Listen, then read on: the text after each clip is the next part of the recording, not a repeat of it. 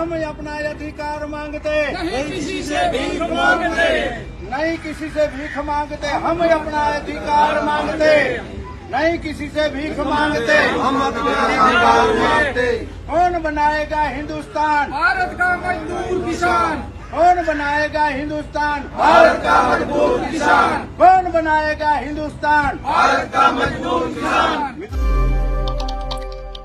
બોટાદના કડદાકાંડને લઈ અને હાલ જે ખેડૂતોને જેલ હવાલે કરાયા છે એમની સાથે સાથે રાજુ કરપડા અને પ્રવીણ રામને પણ જેલ હવાલે કરાયા છે અને હવે આ વાતને લઈ અને ઉગ્ર વિરોધ કરવાની વાત કરવામાં આવી છે અને હવે ખેડૂતો દ્વારા ફરી એકવાર મોટી મહાપંચાયત યોજવાની વાત કરવામાં આવી છે અને આ વાતનો ઉગ્ર વિરોધ કરવામાં આવશે અને હવે મૂળીની અંદર ખેડૂતોની એક મહાપંચાયત યોજાશે એવી વાત કરવામાં આવી છે। સમગ્ર બાબતે વિગતે ચર્ચા કરીશું। નમસ્કાર, હું છું ઉજ્જવલ અને આપ જોઈ રહ્યા છો નિર્ભય ન્યૂઝ। આપણે જોયું કે રાજુ કરપડા, પ્રવીણ રામ એમની સાથે સાથે અન્ય 85 જેટલા ખેડૂતોને બોટાદના કડદાકાંડને લઈ અને જે હોબાળો થયો ત્યારબાદ જેલ હવાલે કરાયા છે। આ વાતને લઈ અને હવે ખેડૂતોમાં ભારે રોષ જોવા મળી રહ્યો છે।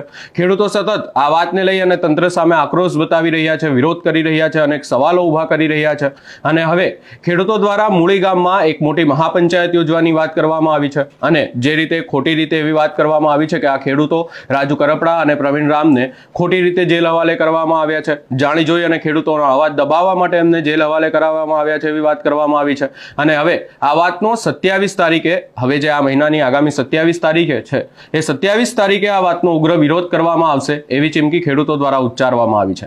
સૌપ્રથમ આ સમગ્ર બાબતને લઈ અને ખેડૂતો દ્વારા શું કહેવામાં આવ્યું, અનેક ગુજરાતના અનેક વિસ્તારોના ખેડૂતો દ્વારા આ વાતને લઈ અને વિરોધ કરવામાં આવ્યો છે, નિવેદનો આપવામાં આવ્યા છે। સૌપ્રથમ એ ખેડૂતોએ શું કહ્યું એ સાંભળી લઈએ। નમસ્કાર ખેડૂત મિત્રો, આવતી 27/10/2025 અને સોમવારના દિવસે મૂળી મામલતદાર સાહેબને આપણે સૌ બધા ખેડૂતો મળી મામલતદાર સાહેબને આવેદનપત્ર આપવાનું છે કે જે બોટાદ હળદર કાંડ જે થયો એમાં નિર્દોષ ખેડૂતોને ફસાવવામાં આવ્યા છે, 85 જેટલા ખેડૂતો જેલમાં છે। એના અનુસંધાને આપ સૌ મૂળી તાલુકાના તમામ ખેડૂતો મૂળી સવારે 10 વાગ્યા બધા ખેડૂતો પધારો, કેમ કે આપણે નહીં આવેદનપત્ર આપી, આપણે માંગ નહીં રજૂઆત કરવી સરકારને તો આપણો ખેડૂતોનો અવાજ કાયમની માટે દબાઈ દેવામાં આવશે। એટલે તમામ ખેડૂત મિત્રો પધારો મૂળી સવારે 10 વાગે। भारत माता की जय, भारत माता की जय, बलराम भगवान की जय, बलराम भगवान की जय, जय जवान जय किसान, जय जवान जय किसान। हम अपना अधिकार मांगते, नहीं किसी से भीख मांगते, नहीं किसी से भीख मांगते। हम अपना अधिकार मांगते, नहीं किसी से भीख मांगते। हम अपना अधिकार मांगते। कौन बनाएगा हिंदुस्तान? भारत का मजदूर किसान, कौन बनाएगा हिंदुस्तान? भारत का मजदूर किसान, कौन बनाएगा हिंदुस्तान? भारत का मजदूर किसान। મિત્રો, આપણો 27 તારીખના આપણે ઘરાણાને આંગણે લગભગ 6 વાગ્યાની આસપાસ આપણું જે કિસાન અધિકાર જનજાગૃતિ અભિયાન જે રથાવી રહ્યો છે તેને આપણે મોટી સંખ્યામાં સારામાં સારી સફળતા અપાવી છે એ આપવાની છે। એ આપણા ભાઈઓને ઉપર અમે રાખી છે, નિર્ભર છે કે જે ભાઈઓ અત્યારે જે છે એ આપણા 27 તારીખના સાંજના 6 વાગે મોટી સભા છે એટલે રિસ્પોન્સ આપજો। અત્યારે બધે તાલુકામાં લગભગ ઠેકાણે રિસ્પોન્સ સારામાં સારો મળે જ છે એટલે પણ આપણા પાસે પણ એ અપેક્ષા રાખીએ છીએ ભાઈ। ભારત માતા કી જય, જય જવાન જય કિસાન, ગૌ માતા કી જય, ધરતી માતા કી જય।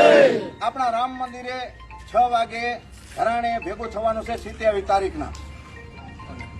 એટલે ક્યાંક ને ક્યાંક હવે ચિત્ર સ્પષ્ટ થતું જોવા મળી રહ્યું છે અને ખેડૂતો માટે હવે તેમના ખેડૂત ભાઈઓ જ ઉગ્ર વિરોધ કરવાની વાત કરી રહ્યા છે। ખેડૂતો દ્વારા હવે મહાપંચાયત યોજવામાં આવશે।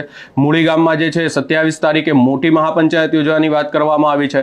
અનેક સવાલોને લઈને પણ વિરોધ કરવામાં આવશે। એટલે ક્યાંક ને ક્યાંક હવે તંત્ર સામે ખેડૂતોનો રોષ ફાટી રહ્યો છે અને હવે ખેડૂતો ક્યાંક ને ક્યાંક ઉગ્ર વિરોધ કરવાની પણ વાતમાં છે। ખેડૂતો દ્વારા એવું કહેવામાં આવ્યું છે કે હવે તંત્રનું નહીં ચલાવી લેવામાં આવે અને હવે જે પણ કરવામાં આવી રહ્યું છે લોકો સાથે જે અન્યાય કરવામાં આવી રહ્યો છે, કડદા થઈ રહ્યા છે, મગફળીની ટેકાના ભાવે ખરીદી નથી કરવામાં આવી રહી, કપાસની ખરીદી કરવામાં આવે છે તો એમાં કડદા થઈ રહ્યા છે, માર્કેટિંગ યાર્ડમાં જે છે એ જઈ અને ખેડૂતો જ્યારે એમનો પાક વેચે છે ત્યારે કડદા થઈ રહ્યા છે, વેપારીઓ ખેડૂતોને સમજવા તૈયાર નથી. ખેડૂતો દ્વારા એવા અનેક સવાલો અનેકવાર ઊભા કરવામાં આવ્યા છે અને હવે ખેડૂતો પોતે જ જાતે જ આ વાતને લઈ અને લડી લેવાના મૂડમાં છે. સમગ્ર બાબતે આપનો શું અભિપ્રાય છે અને મૂળીમાં જે મહાપંચાયત યોજાવાની છે હવે ખેડૂતોની આગામી 27 તારીખે એને લઈને આપનો શું અભિપ્રાય છે અમને કમેન્ટ કરી જરૂર જણાવશો. અમારી ચેનલ નિર્ભય ન્યૂઝને લાઇક, શેર, સબસ્ક્રાઇબ કરવાનું ભૂલશો નહીં.